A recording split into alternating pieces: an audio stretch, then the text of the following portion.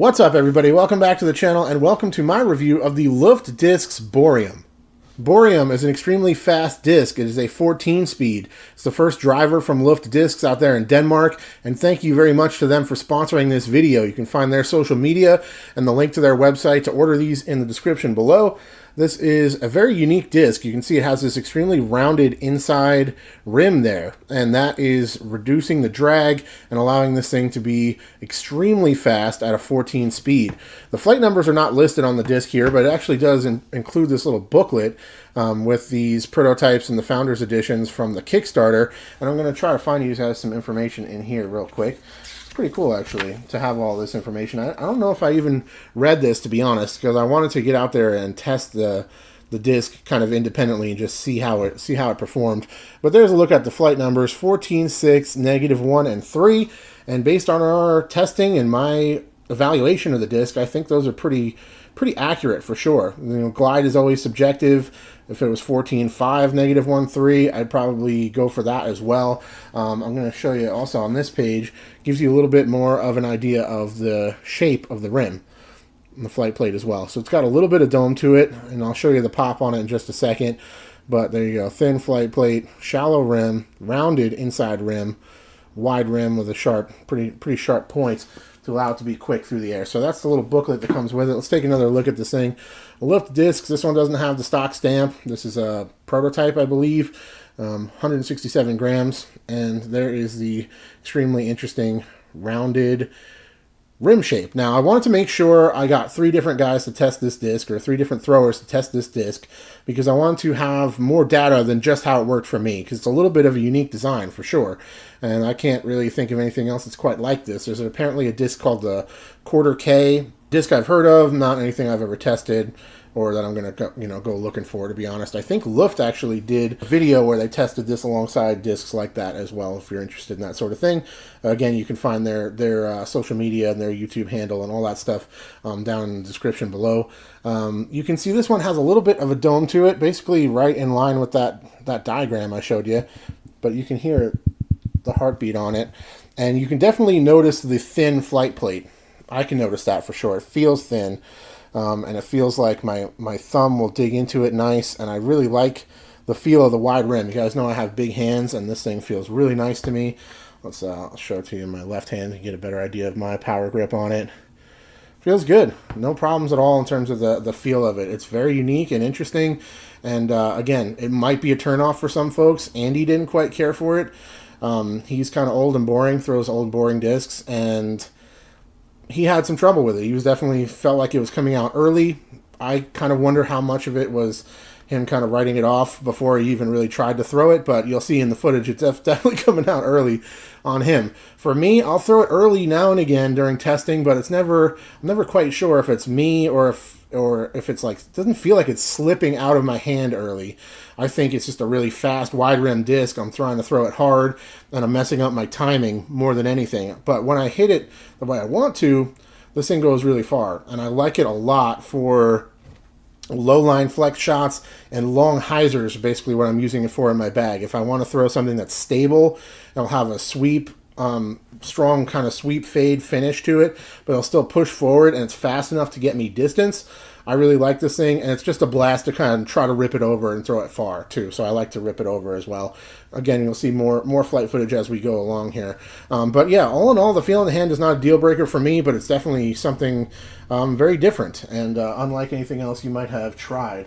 I want to show you a couple other things. Since I've had this thing in the testing for stock for so long, I'm not exactly sure when I'm going to get a full review done on the Loft Discs Silicon. This is their overstable mid-range that they just released relatively recently as well. It's got a really comfortable, smooth, rounded outside edge with a nice flat top on it. So that's just a quick look at the Silicon 5.4, 0, and 3. Great disc. That'll be part of my overstable approach video, or my overstable mid-range video, actually, at this point. This is one that I dyed as well, so you can see how nice the stock runs from Loft Discs will take dye. This disc started out just like a sky blue, and put this glue dye on it. So really nice disc as well that I'm sure will get more play, but I wanted to give you a quick look at it before we move into the side-by-side comparisons for the Bohrium. Okay, so out there during testing, and at the same time, I happen to have all of these in in the inventory here. Tested this alongside the Tristan Tanner Royal Rive from Latitude 64, which is basically the go-to trilogy max distance high-speed driver right now for pro players and just in general. The Rive is definitely more stable, and I didn't find I could throw it quite as far with my arm speed. It doesn't really seem quite the same speed. There's something about the Bohrium and the speed of it that we'll talk about in just a little bit, but didn't quite seem to be going as far for me as the Bohrium, but it's hard to say. And again, with discs like this, I'm trying to throw them really hard. I'm trying to, yank them over and stuff at times just to see how they react and whatever, and to kind of overcome how overstable they are for such a low speed player like myself. That's a little bit hard to really judge them, but the Rive also has a nice dome on it. Incredible plastic on this thing, just unbelievable, so nice. And then of course the go-to Innova distance driver, the #1 distance driver in the world, which is the Destroyer. This isn't a Calvin Star Destroyer Halo. I'm going to put it out next to this as well, just so you can get a quick idea. And this particular pink Calvin Destroyer for our arm speed, me, James, and Andy, is just ridiculous overstable. It's just really too much for me. I don't know if there's other runs of these Halos or just other individuals that would be less stable than this, but it's really beefy. It's not a huge difference between this and the Rive at my arm speed, but it's noticeable. It's a little more aggressive, and it's overstable enough that I'd have to break it in before it really be super functional for me outside of a headwind disc. The Bohrium, on the other hand, I found to be pretty effective. And again, I like it when I want to throw something that's stable. I could rip on it hard and not worry about it turning accidentally at all, but it still will get really good distance. So, is it the fastest disc on the market?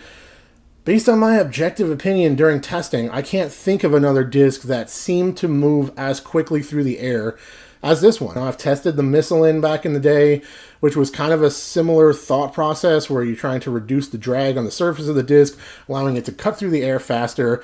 But that was so long ago. My arm speed and my throwing style and everything were so different. I really can't bring any of that information to the table. I can't think back well enough to really picture it. It was definitely a fast disc, but I didn't like it that much at all. This is definitely a much more functional disc than that, regardless. But is it the fastest disc ever? Fastest disc on the market? I can't exactly be sure. I'm sure there's some type of scientific process that could be kind of examining those things. I trust the guys at Loft to have done the numbers to be confident in announcing this as the fastest disc on the market, and I can't really argue with it. The thing is really quick and absolutely does get from point A to point B in a hurry, no matter how you throw it. If you let it go early, it's going to bomb out to the left and swing out on a hyzer, like you'll see us do a couple times here in the flight footage. But even when you do release it early, it gets where it's going very fast, even if that is pretty hard to the left. If you get it up to flat, like you'll see James throw it a couple of times, I'm going to try to leave these in order for us in the field, and you can see like you try to throw one of them and maybe it comes out a little bit early, or you just let it just kind of throw it inside a little bit, don't quite get it up to flat or get it over at all, and it will just kind of go hard and just kind of swing out to the left without much turn at all. But once you get it closer to flatter, or you hit it nice and strong, it will kind of flip up that little bit that allows it to really crush, and it cruises fast. So you see James have a couple throws where he releases it early, and then the second one's a crush. I did that a couple times as well, where, again, it could just be amateur guys who don't throw that much, don't play that much disc golf at this point, and all have jobs and wives and all that kind of stuff. So, we're not all that consistent either, so it's a little bit tricky to say. But all in all, I think this is an extremely viable ultra high speed disc for just about any player that wants to try one of these things. Even if you were a low arm speed player, you might find that this thing works really well on a long hyzer like me. Also a great kind of punch under a low ceiling flex shot that you want to come back, get it over to the right on a tight line, a tight shape, with quite a bit of distance as well on a low line, but it'll still get back to the left and maybe land and skip around the corner at the end of the flight in the woods or something. This could be a very viable disc for that as well. But I typically just throw it for times where I want to throw something that's nice and stable. I can slap it, really know it's going to hold on to that. It's not going to flip over on me. And it has a sweeping fade that's so fast that it keeps pushing forward and kind of gets me where I need to go. So I think it's something that I will continue to try.